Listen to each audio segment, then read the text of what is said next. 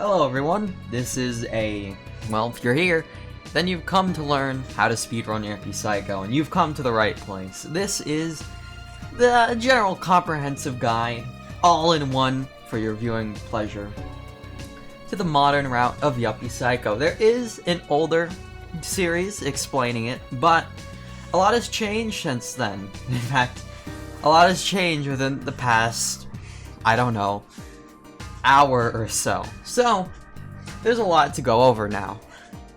And a lot of things that have changed. If you've seen any of the modern runs, or at least any of the newer ones on speedrun.com, then you know a lot has changed. So we're here to go over everything. And the first thing we're going to go over is how to get things started. Now, you don't start Yuppie Psycho like you would any other speedrun, really.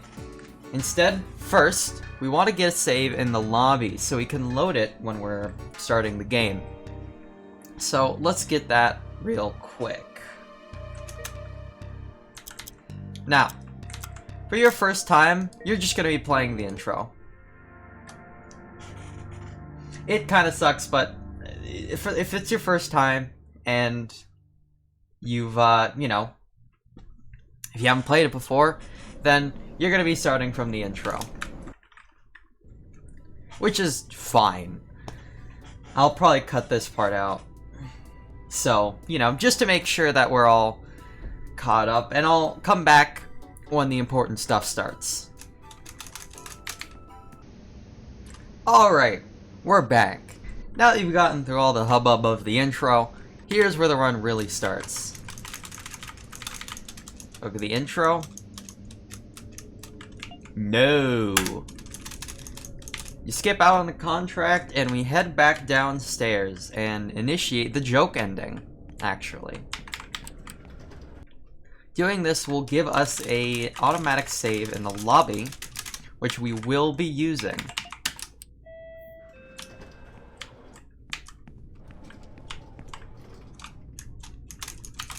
Fortunately, Pasternak just gotta get out of here this first time.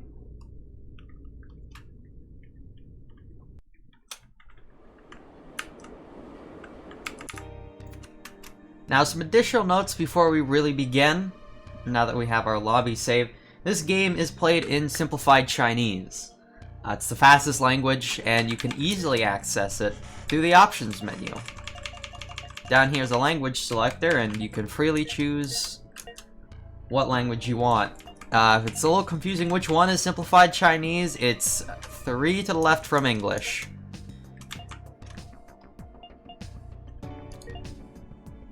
Along with that, we're playing on version 1.0.0. Now, not everyone will. In fact, there are very minimal differences between 1.0.0 and the most recent version of Yuppie Psycho. But lately, there has been a big DLC called Executive Edition.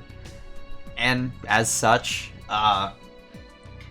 it kind of threw things off. It fixes a few things and makes a few things a lot harder, and adds a whole bunch of content that we don't use. So, you're going to want to be playing on a version of the game without Executive Edition. You can easily get to this version if you're buying it off the Steam Edition. You can easily get to this version by going to the Betas tab of your Steam options of the game, and you can choose the pre-Executive Edition version of the game right there.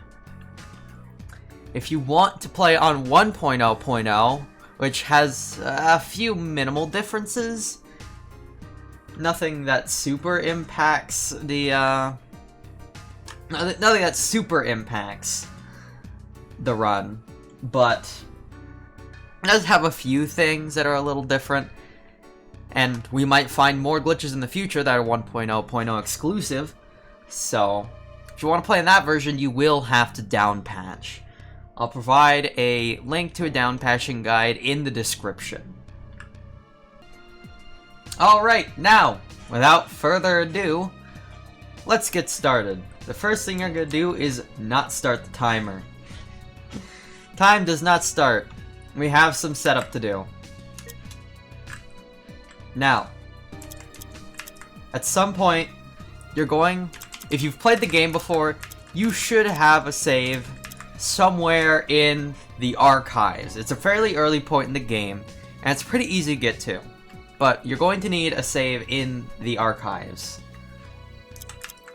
And if you already swapped to Simplified Chinese and you don't know what you're looking for, you want to look for this ending character right here. It looks like a square with the two little dangly bits on the ends. That is the indication that it is a archive save.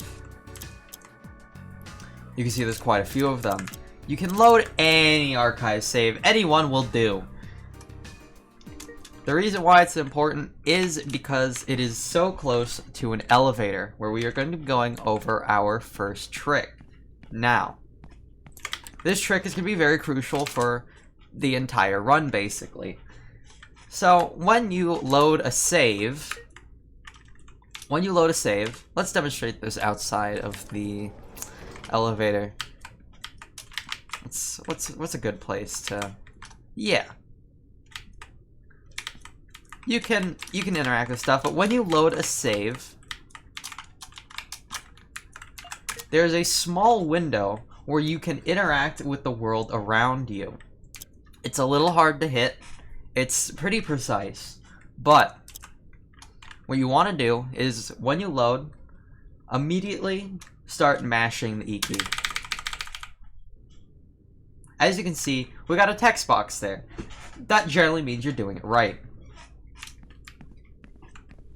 The idea is, when you load a save, you want to be doing stuff where you're interacting with the world around you, so you can pull things to other saves. We're going to be doing something just like that. We're going to go up into this elevator panel. We're going to load a lobby save while interacting with this elevator panel. Well, we're going to try. It doesn't matter if it takes you a little bit to get. It will take everyone a little bit to get. And oftentimes, you may not get it on the first try. It is a fairly hard trick to hit, so don't worry if you struggle with it in the beginning. We all do. I still struggle with it.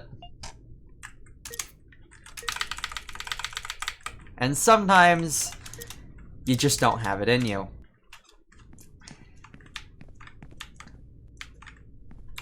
Now, let's hopefully get it within a reasonable amount of time.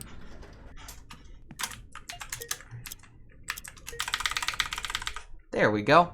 You'll know it worked when the screen starts fading to black, but then fades right back into view. That's how you know that you got the elevator panel. Now, I just brought up the menu, but you'll see that I didn't close the background elevator menu. This is a very weird glitch that I don't think anyone fully understands, but when you rebind your menu key, by default it is escape, but when you rebind your menu key to something different, I rebound it to R, pressing the rebound key doesn't close the elevator panel, while pressing escape does. I don't know why this is the case, but you're going to want to rebind your menu key, and you're going to press the rebound key, for me it's R, instead of escape, because we want to keep these elevator buttons open. Then we can go to title. And now, after all these years, the run can finally start, and you can start your timer when you hit new game.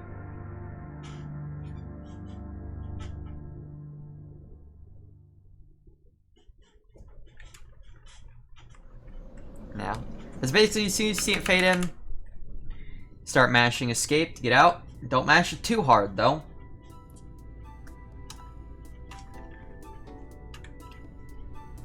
We have some dialogue. So, mashing dialogue It depends on what keys you're going to be holding. Whenever dialogue comes up, generally, you want to know where you're going right after the dialogue. Right here, for instance, you can see I'm holding upright, because I know I'm going to be going upright right after this dialogue ends. Now, there are a bunch of keys you can mash. Space, Enter, and E. All of them will advance dialogue. Sometimes you can't hold E, though, because it is, you know, right next to WASD. So, just Space and Enter will do fine. And if you did all the steps up until now correctly, and you kept your elevator buttons, this elevator will be open. If you played the game before, you know, normally it is not. So, when you finish intro skip, you can just walk right in here and initiate the elevator intro. Unfortunately, if you do really like the music that plays during this sequence normally... Oh, give me 1 second. That's my system time.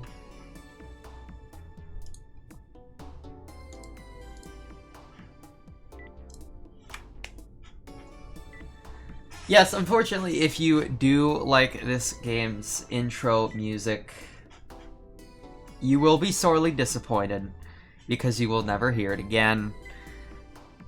Unless you deliberately don't do intro skip. As intro skip doesn't play the right music. You never start the cutscene that starts the music for this segment, so you don't get cool music.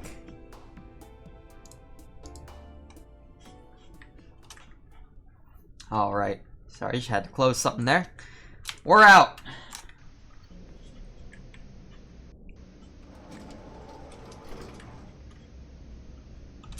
So, first we're going to walk up to the contract and take it this time.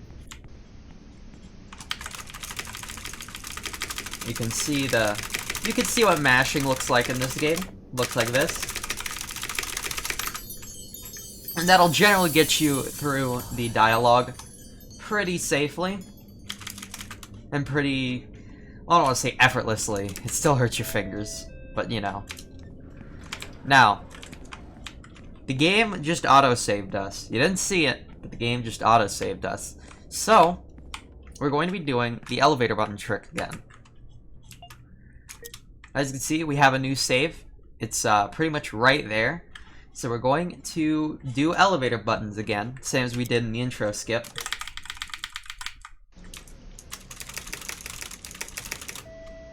Well, I'm going to try to do elevator buttons. Again, don't be worried if it takes you a few times. It's a bit finicky, and I don't think anyone really knows what the timing looks like. There we go. Perfect. Now, when you're walking around, you're gonna hear beeping. That's good. That means you have elevator buttons. Everything's working fantastically. You're doing wonderfully. Now, when you're mashing text, when you have elevator buttons, be careful. Be very careful. Because if you're mashing E, E interacts with the elevator buttons. And sometimes, if you accidentally end up calling the elevator to the wrong floor, not only will it waste time, but it has the potential to get rid of elevator buttons. So, when you're mashing text, you want to make sure that you know when the text is going to end, so you stop mashing E. Because there's a potential that when the text box finishes, you could still be pressing E. Speaking of being careful, you want to make sure you're in motion whenever you're going to press E. For instance, you want to make sure you're running up against this elevator panel before you interact with it. That way you can make sure you don't accidentally call the elevator anywhere. Now that we've gone over that, there's another element to the beginning of this intro skip. There is a cutscene once you go to floor 5 that, you know, It's a cutscene. It gives you one witch paper. It's not great. So, we don't want that. So instead, when you get elevator buttons, instead of just dashing off, you're going to hit down, down, right, and then call the elevator with the E button. What this'll do is call the elevator to floor 5. And says this elevator door is always open. It cannot close, so you can always walk in it, no matter what floor it's on.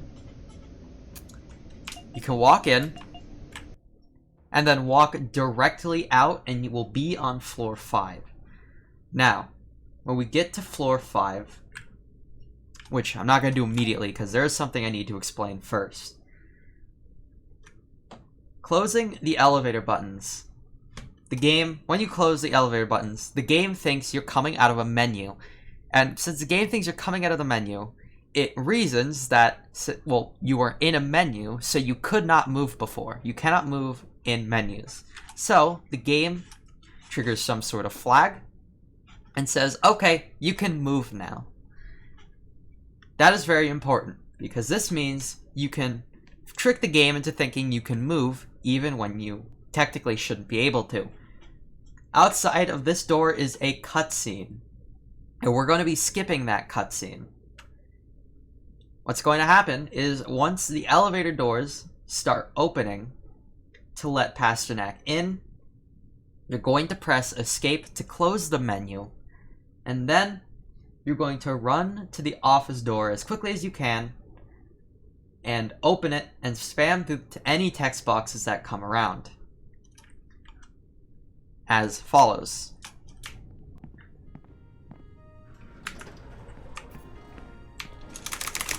So we're making our way out. You run to the office door, interact with it as soon as possible, spam through those text boxes fast enough that we get into the door first. Well, yeah, and we finish the text box before the animation of going through the door and loading into the next area finishes.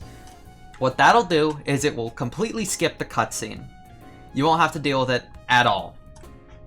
And you want to make sure that dialogue ends before you load into the next room, because that is what specifically ends the cutscene.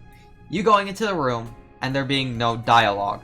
You can carry the dialogue into the next room, which is bad, because the cutscenes will still continue normally, just with you in a different room if there's still text on the screen when you load into the next area. So now that you're here, you can just walk right into the boss's office. The game hasn't truly loaded this area in the way that the cutscene wants it to be loaded.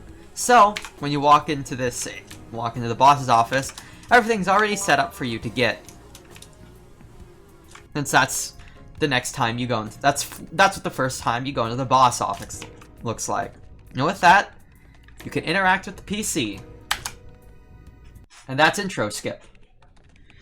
It's a pretty long and drawn out process with a lot of moving parts, but it saves so much time. If you've played the game before, you know that we skipped so much. There's an entire segment in a different office of gameplay, there's a whole lot of dialogue. It's a bit of a mess, and we don't have to deal with it. Let's follow Pasternak into his new PC.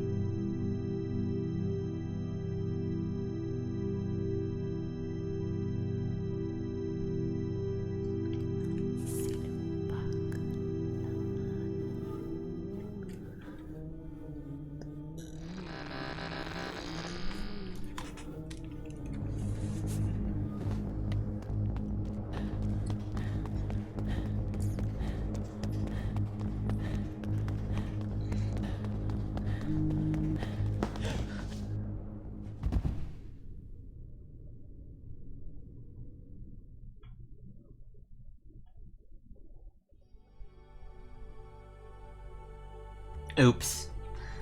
This is Sintra. We all know her. We all love her. It's a good time. Unfortunately for this run, she's going to be a menace.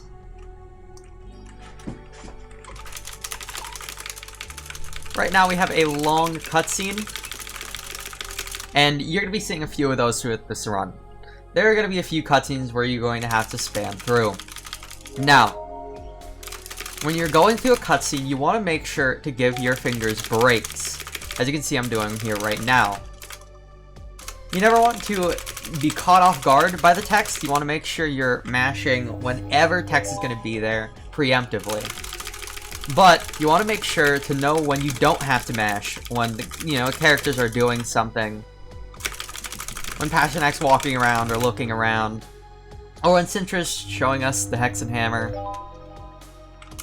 That way, you can give your fingers a little bit of a break, because mashing does matter in this game. Mashing matters actually quite a bit.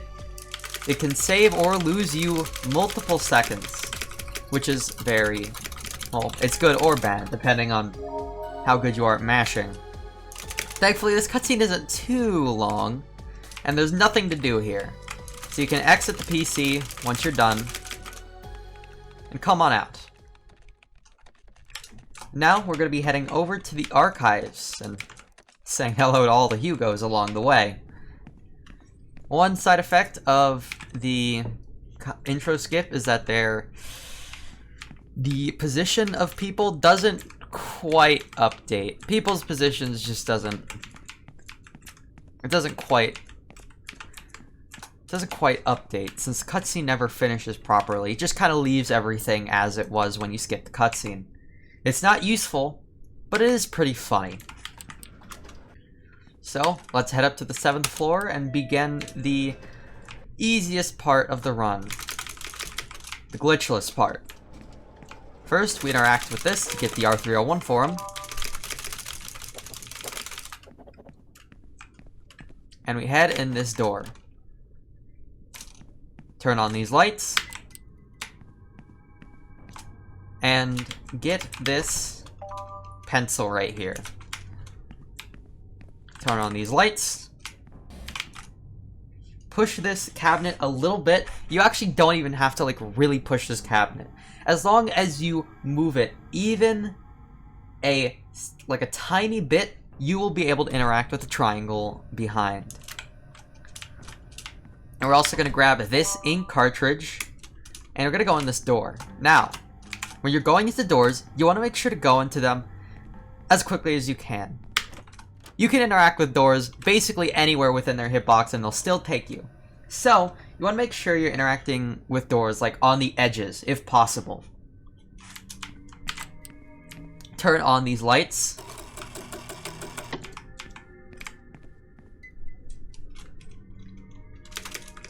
Say hello to our dead coworker. Hate to see it happen.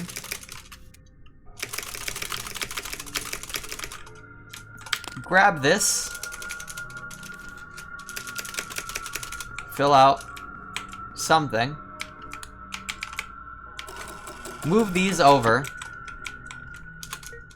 I'm gonna do it in kind of motion like this.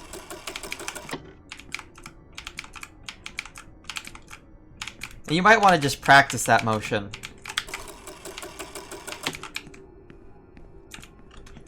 And make sure you got it down, because you can lose a surprising amount of time just trying to get those things down. Now, when you come up to this thing, just hold down right, and you'll squeeze right in here, and you'll be able to wedge yourself in here and grab this folder. Then you can hold directly right, grab this over here, and then you can interact with the very, very leftmost of this, and then Passionac will notice the file on top. You can squeeze in here by just hugging this corner, and you won't take damage. It is important not to take damage. Now, when you're up here, you don't actually have to turn on the light. When you get to this post, hold down right. When you hear that, interact with the shape over there. Hold down and down right. Make sure you come over here and grab this file. Come up here. And generally hold down and down right until you make it out of the door. It's something you'll get a general feel for the more you play. Now, interact with the switch. Grab this pencil as well. Untie this person. And drop down this ladder. Then hold down right out of the ladder, and you'll start this cutscene.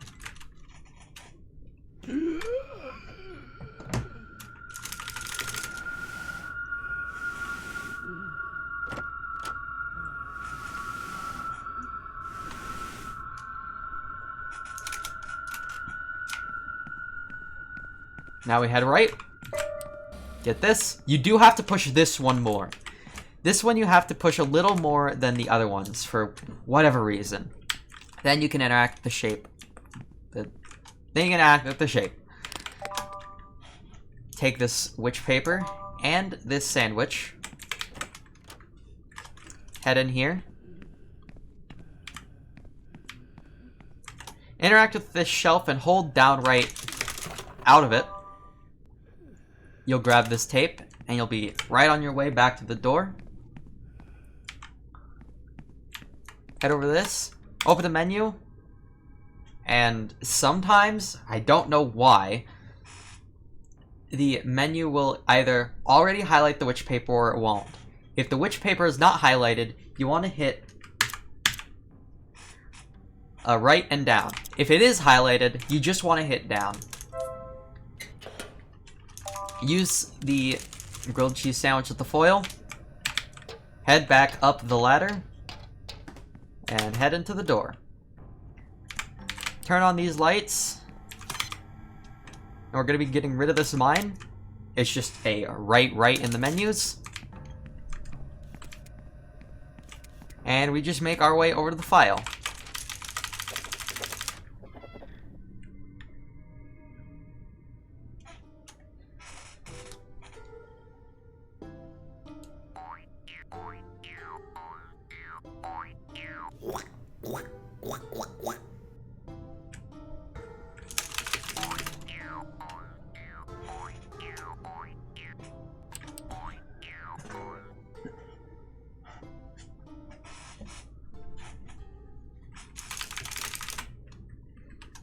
Alright, by the way, you're gonna notice a few cuts.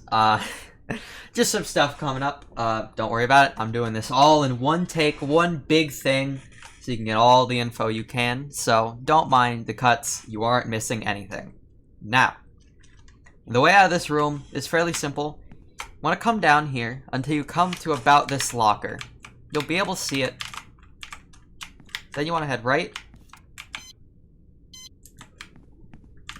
But make sure you aren't directly on top of the locker or pushing against it. You want to be above it. That way you activate this mine, you can orient yourself. You want to follow the edge of this... Oh. You want to generally follow the edge. Maybe come out a little bit. That way you can see this mine. And then this mine. That means you want to head down. Hit a little right until you see this mine. And then you can expertly dodge around, and you're at the end. Now, if you take damage right there, like I did, you want to grab this soda. And just eat it. Eat the whole can. Because having health is going to be very important for this run. Turn on this light. Head in here, hold forward, and almost near immediately hit tab. There's a mine in here that we want to destroy with a pencil. Interact with the tape, which is another down right.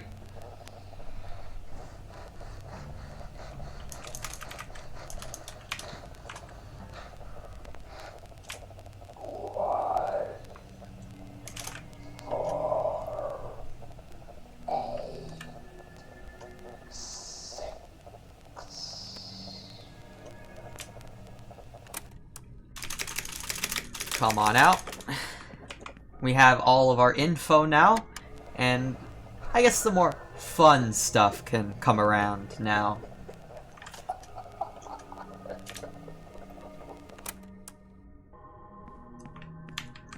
Now we're just going to make our way out of the archives using optimized movement. You have to follow my steps exactly, but the one thing you should know when you're doing your movement is that going down right moves you in both directions optimally. So, whenever you want to head somewhere, like around a corner or something, you want to hit down right, that way you're always heading the direction you want to be. You want to make sure you're always making general progress with your movements.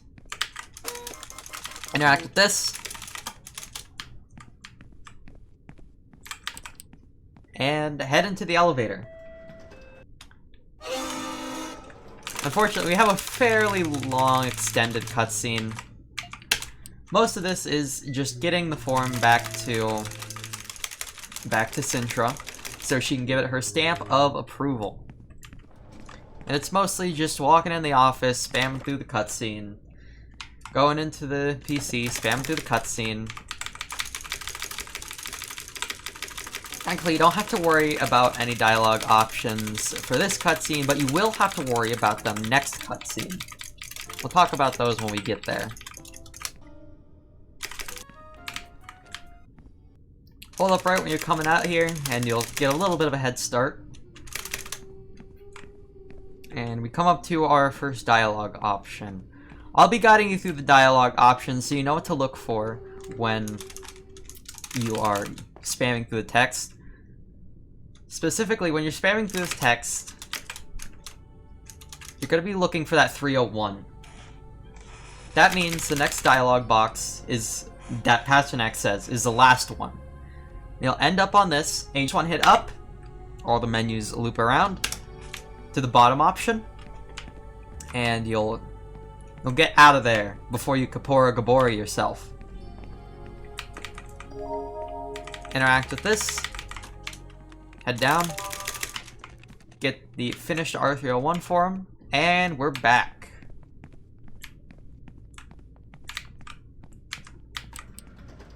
Now we're going to be doing the library segment. The library segment is just a test of, I guess, to get a general vibe of how your menuing is. Head into the door, grab the flashlight, and head out. Make sure to turn off your flashlight on your way over here. Then, you're going to go up to the printer, select the ink cartridge, drop a save, and we're going to head back. That save is going to be very important. Don't think you can skip it. This is not a safety save. When walking up here, turn on your flashlight, grab the red book. Then, immediately put back in the red book. Head over to the green book, interact, and push this down until it crosses this line right here. That line that it just crossed right now, that's the general threshold you want to be at. This will ensure that when you push this cart over here, as such, you want to push it on your way over, grab this blue book, it crashes in. While you're here, put the blue book in, grab the green book, put the green book here, push this away, grab the yellow book, and put the yellow book here. Now, this puzzle is entirely static. You can do it this way every single time, so don't worry about having to figure out the puzzle if you don't remember it. Just follow the movements and you'll do wonderfully. Hit this button, generally in its bottom left corner. That way, when you hit the yes option, you can hold upright to give yourself a little bit of a boost. Now, we are heading over to the Hexenhammer. Here it is. We found it. Now we're going to be taking this Hexenhammer through the save load glitch. First, if you're new, you're going to want to drop a save here. This save impacts nothing, but does slow down the run. Optimally, you want to, you know, stop dropping that safety save at some point. But when you're just starting out, it's perfectly fine to drop that safety save, just to make sure that you know, get the trick, because if you don't get the trick first try, and you don't safety save, you have to do the entire library segment again. Now, in front of the Hexenhammer, we're going to open it up, load our new archive save, and do our best to interact with the book. If you did it right, you'll still have the dialogue from the Hexenhammer while standing here. You can just spam through the text, and you'll be good. Now, you want to drop another save right after you pick up the Hexenhammer, and we're going to be doing the same glitch again, this time with the elevator buttons. So, line yourself up with the elevator buttons, load the new archive save, the newest one, and we have elevator buttons. Remember, if you hear that beeping, you're doing it right.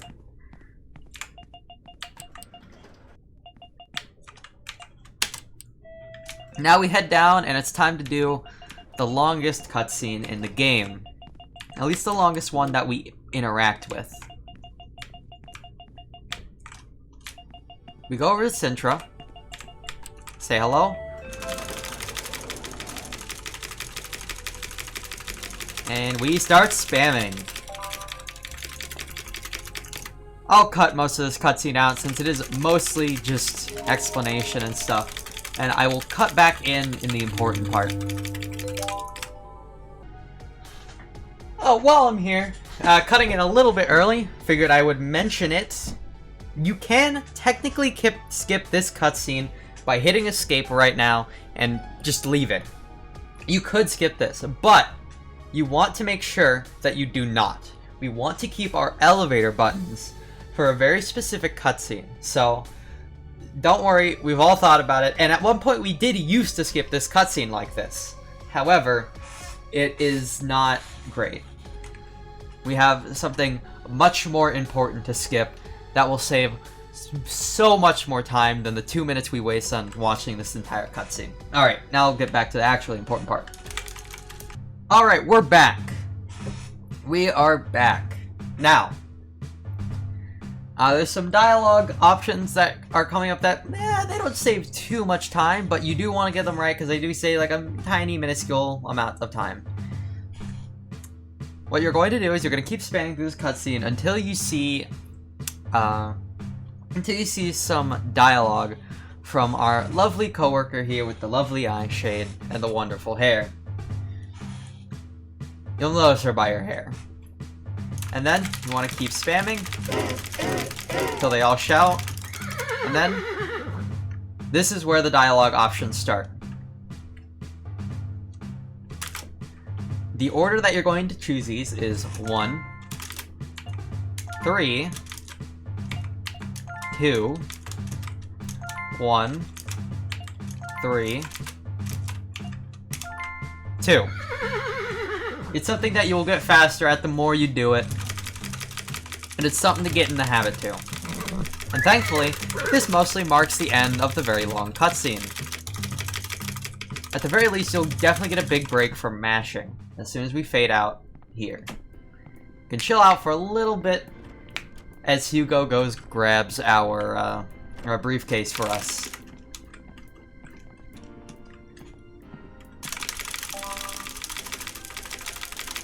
Now when you come out of this cutscene, you want to make sure you still have elevator buttons. You'll hear it by when you walk up to interact with this door. Coming up and interact with this wonderful lady here again. She's going to give you these sleeping pills. Once you get them, you can head on out. There's nothing else useful here. Then, you want to head to the elevator door. Now, if at any point you would accidentally interact with the elevator and haven't lost elevator buttons, you will lose time because the elevator has to come down. Which is another good reason to make sure that you never accidentally interact with them. Now we head down to floor 4.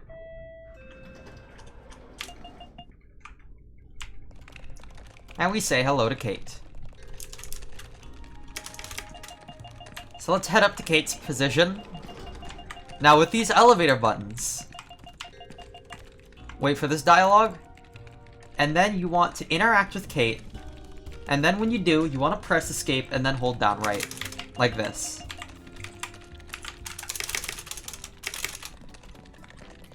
And as you'll notice, we are walking through everything. You turn on your flashlight here. This is, I guess, out of bounds is what we've called it, even though it's more no-clip than anything. But we are walking a whole lot out of bounds. For some reason, this is one of a few cutscenes in the game that we know of that gives you these no-clip out-of-bounds properties.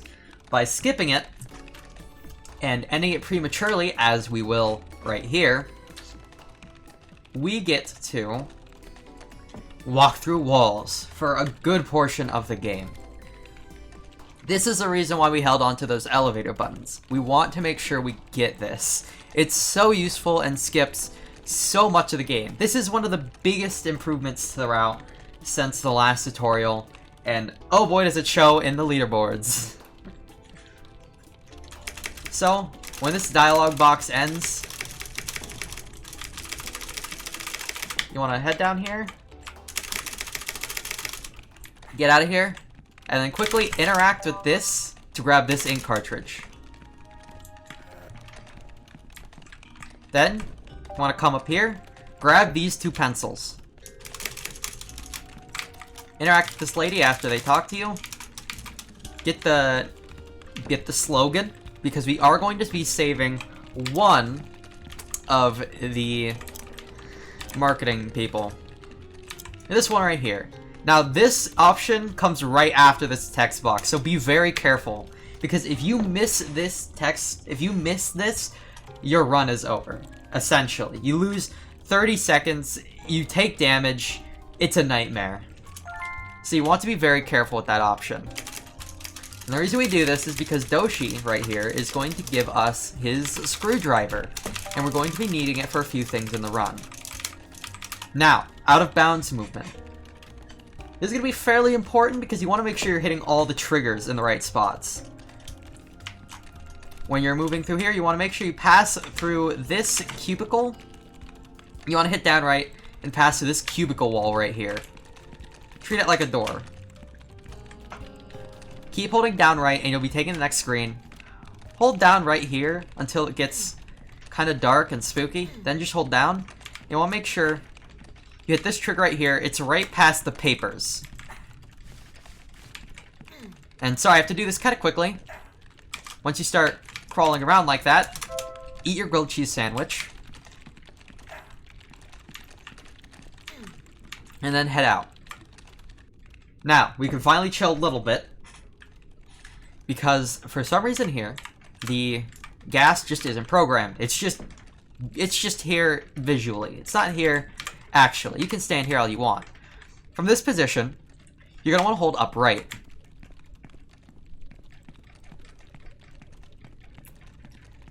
You're going to keep holding upright until about this point right here. In which case, you're going to just hold right into the trigger.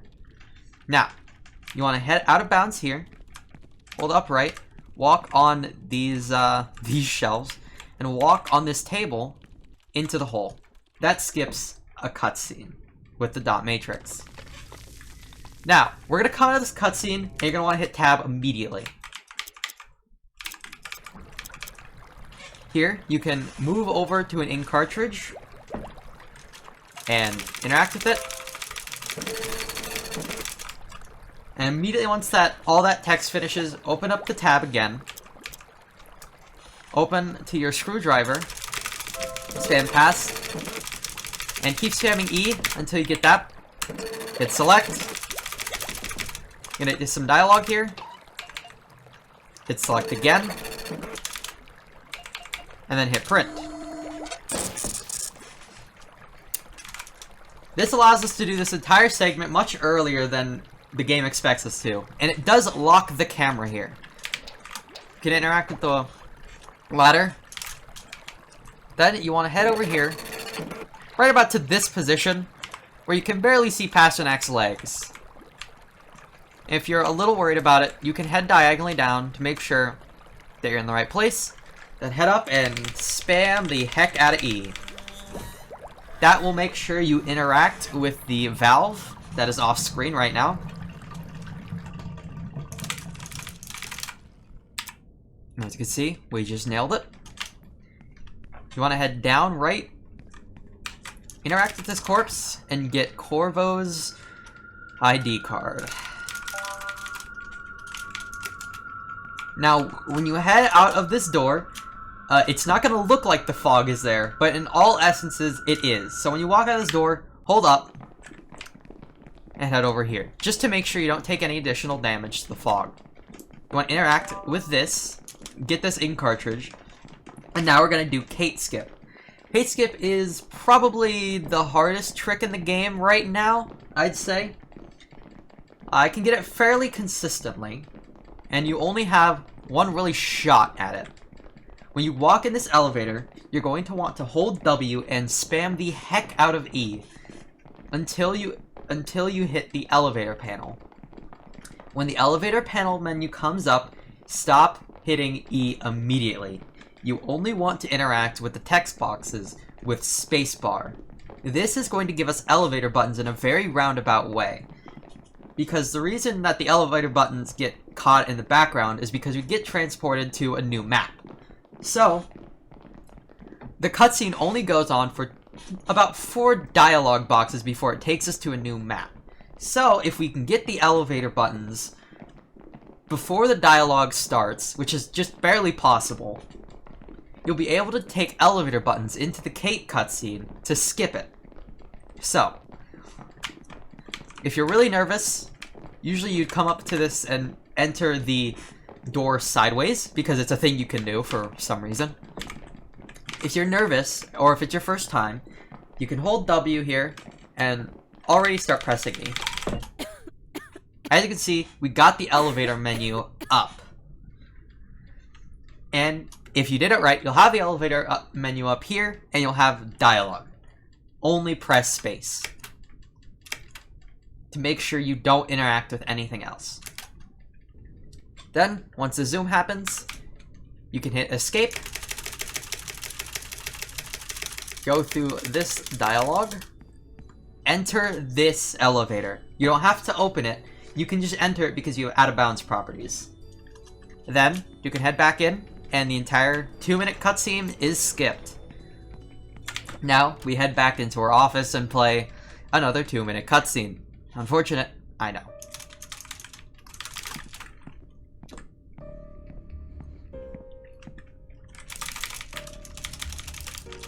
This cutscene also has a dialogue trigger that you can Kapora Gabora yourself in. You can loop around for a bit if you aren't paying attention.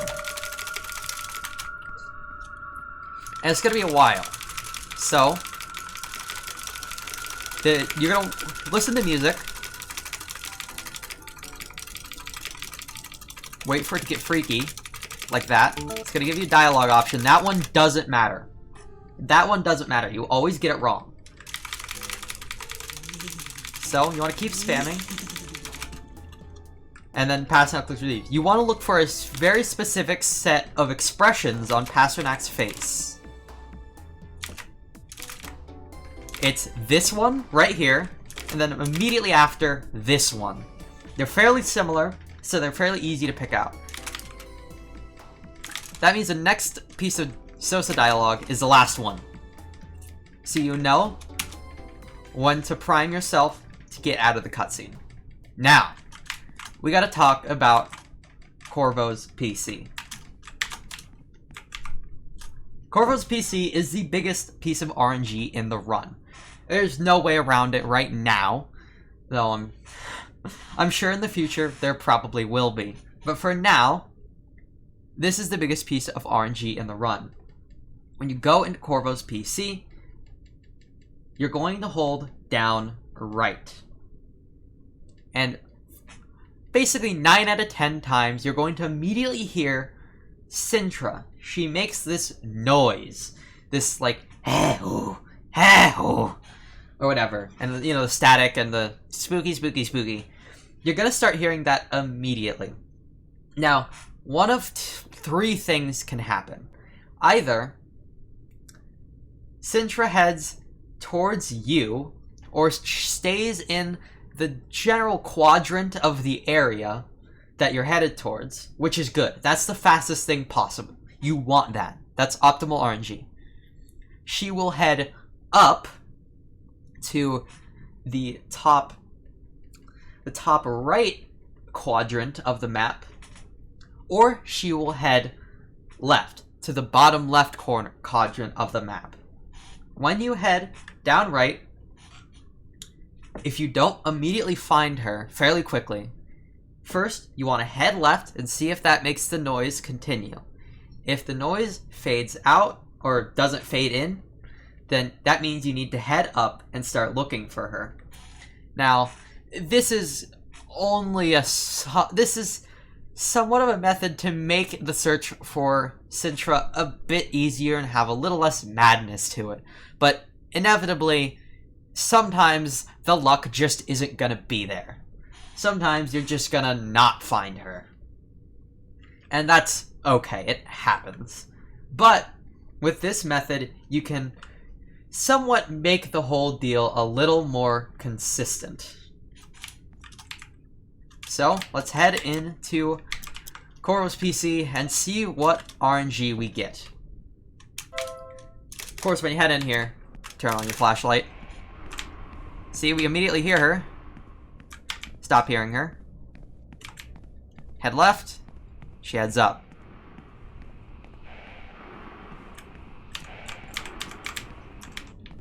Not fast enough. That'll happen. She does just flat out disappear. When that happens, you want to just kind of hang out around this quadrant. This seems to be a fairly frequent place for her to spawn,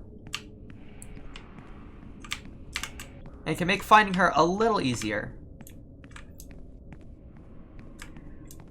But whether you find Sintra in a reasonable manner of time is, unfortunately, still all up to a game of chance. So, we will be wandering around here for a little bit. And I won't cut it out or anything. Just so you can get the full breadth of what the RNG in this game can look like sometimes. 8217. Make sure you record that code. Make sure. You do not want to forget this code. Get out and then just blank and have to come back here and find Sintra again. It's not good. So, bell, 8217. Once you have the code, you can come out and the RNG is over.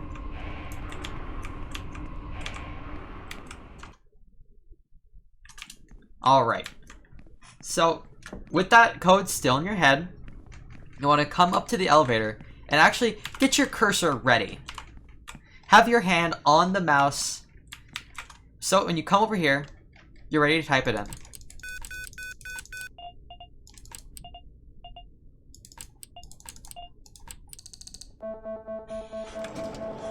The fastest way to type in that code is with the cursor, so you want to make sure that you're doing it like that. And that'll take you up to Corvo's office. Just hold right.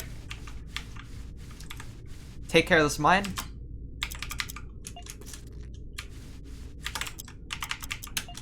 Open up Corvo's door. Mash E as you get close to the key. You can pick it up really early for some reason. Head back. And actually walk on the wall so you can enter the elevator sideways. Hit down out of this menu, and it'll take you right to floor 8, which is exactly where we want to go. Want to come out here? Pasnak will comment on the fact that floor 8 is like this. And we're going to go into the graveyard. You want to interact with this. Make sure you open up this gate. That way, the bird activates and flies up. Now, head over to this. Grab. You want to walk up this. You want to walk up this. This railing, I suppose. This little thing. Head down directly into the grave that the owl stands on. Wait for that animation to play on the bird. Interact as soon as possible and grab the ruby. Then, you want to make sure you're standing in front of the door and not in it. If you're in the door, this won't work. So you want to place the ruby in here. Enter and grab the bells.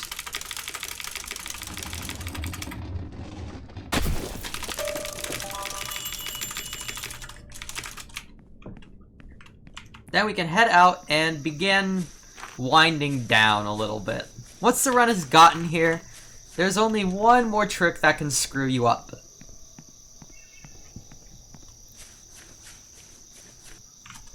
Welcome to the party. Unfortunately, the party is a pretty long sequence, and it is not skippable, and it is all mundane tasks. So, we just go around. First we talk to Sosa. Then, you talk to Kate.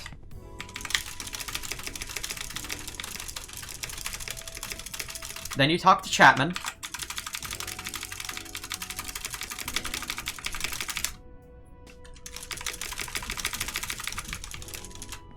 Then you talk to her. She only has 2 dialogue boxes. Then you start mashing E, so you can pick up these balloons. Go over this one.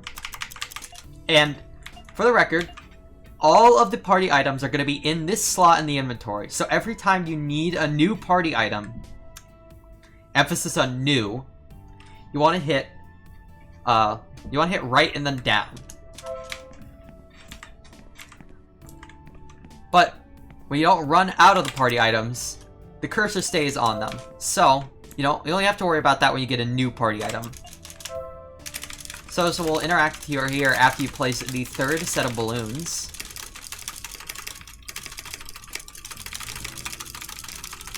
Unfortunately, she tries to do a party skip, but fails.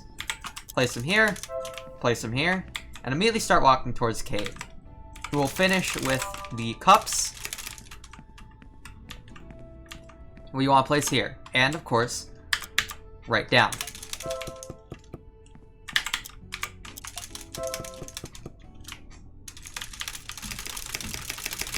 Got some dialogue to go through, and you want to go back to Kate because she's finishing up the plates right now. You're going to want to place them in the same places.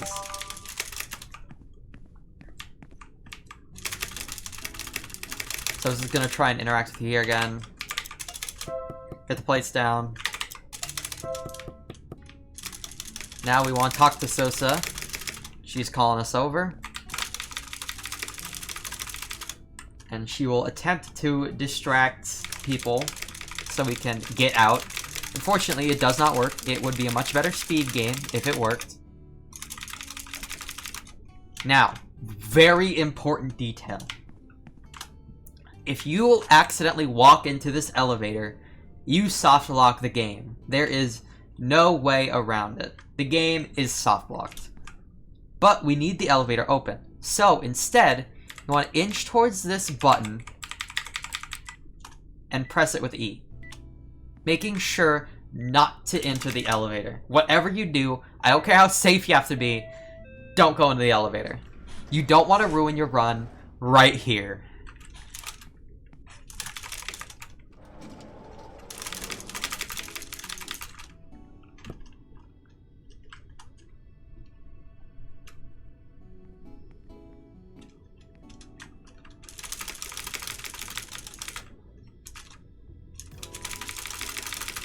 Now, this cutscene does something to us. It takes away our out-of-bounds properties. It's the only other cutscene in the game that gives them to you, and since it finishes normally, we have to give up our out-of-bounds properties. So, we grab the cheese, grab the bread, you can grab it really far away, again, I don't know why, and give them to Chapman, who will promptly burn every single grilled cheese that he was given, somehow. I honestly don't know how. Place them on the table. And the party is, for the most part, over. At least the difficult part, or I guess the annoying part of the party is over. So now, we have an extended cutscene before the encounter with the witch, with no dialogue options. So, you can be rest assured that you can just keep on spamming through this, taking breaks when you can, and you don't have to think. And on top of that, you can jam.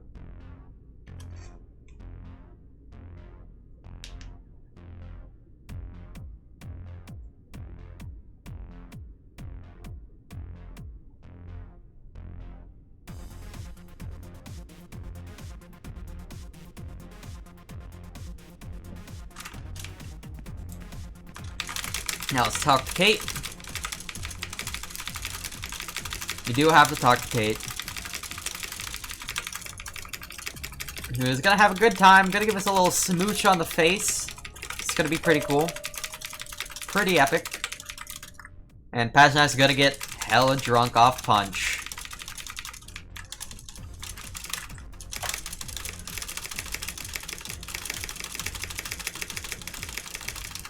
Then we can talk to Hugo, who we're gonna say some very nasty things to.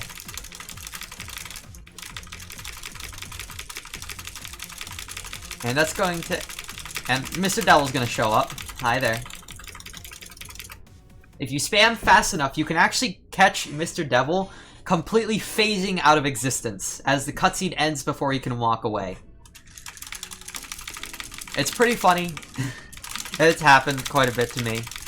It's just one of those details. I'm gonna keep spamming through text.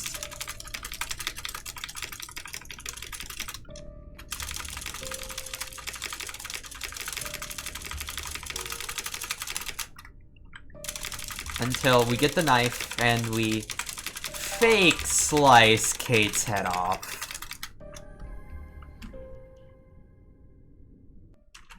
Then you actually start spamming again. So you get the... So you spam through the witch's dialogue. Now, we head over to this, interact with the elevator. Then we want to come over and interact with Doshi. By the way, make sure you're fast with all this. Make sure you are fast with all this.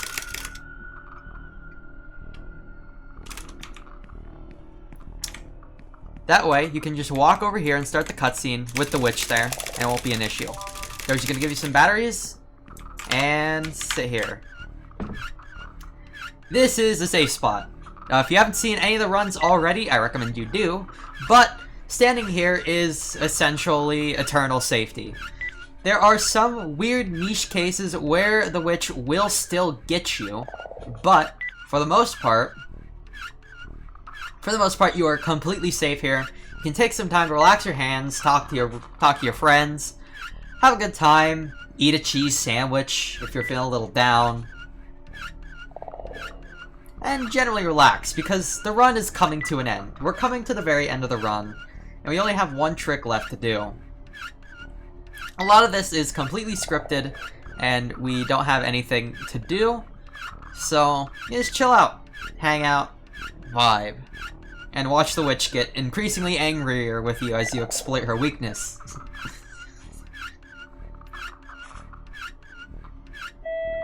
Then Doshi's gonna finish up. spam through the dialogue.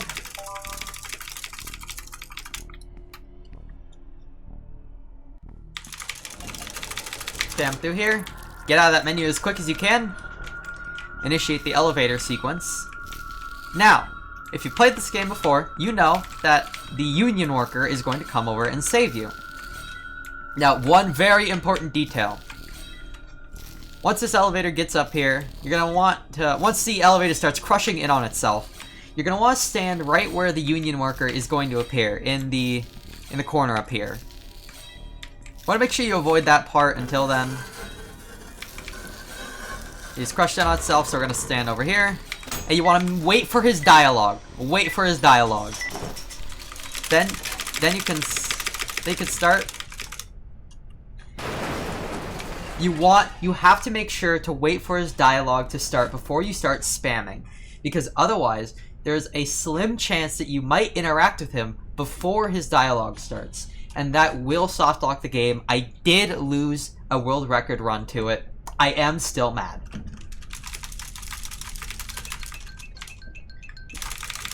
And spam through his dialogue while holding right. You're going to want to swing on this rope. It's fairly simple. There's nothing crazy to it, just left and right.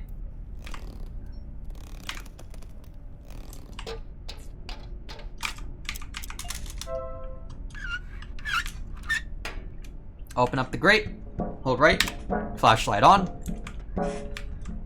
And you're just going to want to memorize the way you need to go in these vents. It's a fairly simple path, thank you. Well, thankfully. But also, thank you for watching. Left.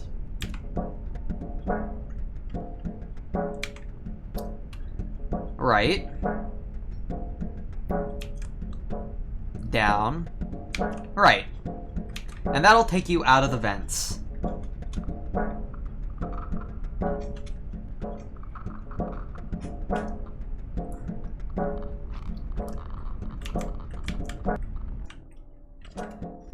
Alright.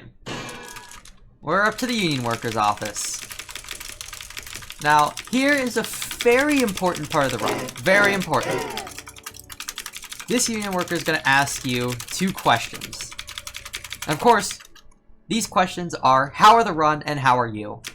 So, you want to make sure to give your honest rating on the run. Right now, this is about like a 4-star run, I'd say. And I'm doing pretty good myself. You want to make sure you answer those questions honestly. It's very crucial to the run. Then you can spam through the dialogue and have a good time.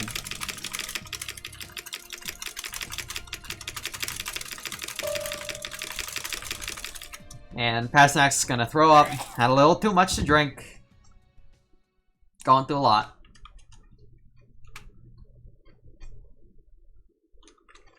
Just gonna advance my splits here real quick.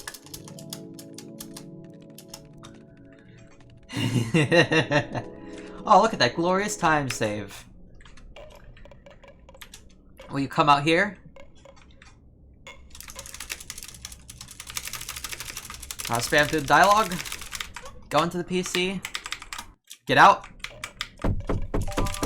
Interact with the union worker papers. It'll give you your last witch paper.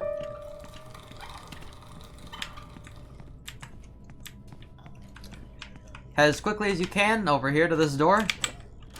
And we're going to initiate the last trick of the game. First, grab it, drop a save. Now we're going to load our old archives file. We're going to get elevator buttons.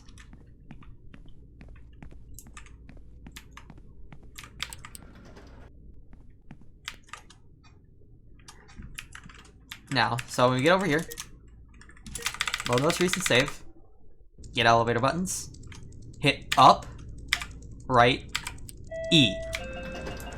This is going to call the 10th floor elevator. It's actually really important you do this, otherwise you're going to be losing a lot of time. There's a mine up here. Take care of it, otherwise you're going to have a bad time. As you can see, the elevator is already open. Normally in this part of the game, it doesn't open. And along with that, you gotta hit escape to advance that dialogue. Hold right once the camera, hold down right when the camera starts going, and you'll walk out of the door. So make sure you hold down right once the camera moves up to say hello to Hugo. Then, you can head back in this door. Head down to the first floor. Head out. And this dialogue option right here is time.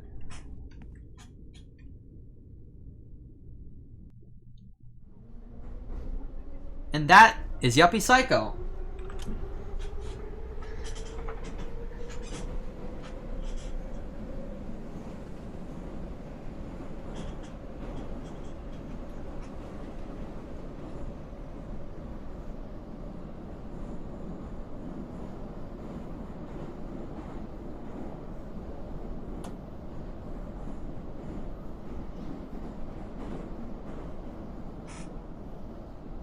And that is the route as we know it currently. Now it should be noted that the route is subject to change. This game has not seen a crazy amount of development. Obviously it's seen a lot, but it hasn't been pushed to its limits yet, so do not be surprised if the route has changed. But for now, this is what the route looks like. It's fairly simple, it's effective, and it's fairly easy to learn. So if you find yourself super interested in this game, come on over. This route works on all pre-Executive Edition versions of the game, so you don't have to worry about downpatching to 1.0.0 if you don't want to. The only difference in the gameplay is that when you're going to the back of the library, the hidden library where the Hexenhammer is, there's one additional mine that you have to do a damage boost through. But that doesn't matter as the damage resets when you load the save, picking up the Hexenhammer. And that is the only difference that's going to be between 1.0.0 and 1.2.7, I believe is the most recent version pre-Executive Edition. Aside from that, this route should work perfectly for you. It's the fastest route we know. It was developed, I'd say, about an hour ago. And that's it. From that point, it's just a matter of practicing, optimizing your route, getting better at the menuing, and making sure that you just hit the tricks more often. If you want to practice getting elevator buttons, you want to load, well, not this save. You want to load this save right before here.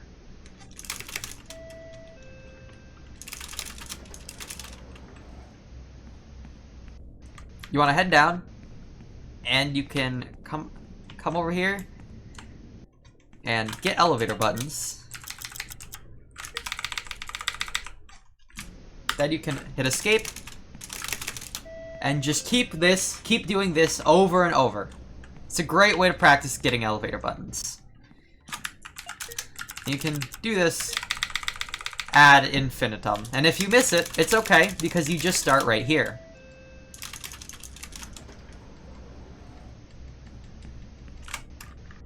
And that's gonna be it for Yuppie Psycho.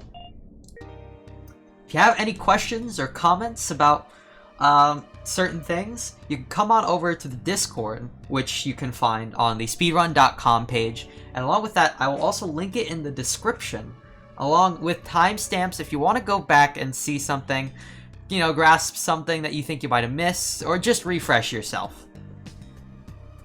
With that though, thank you for watching, and I hope to see you on the leaderboard someday.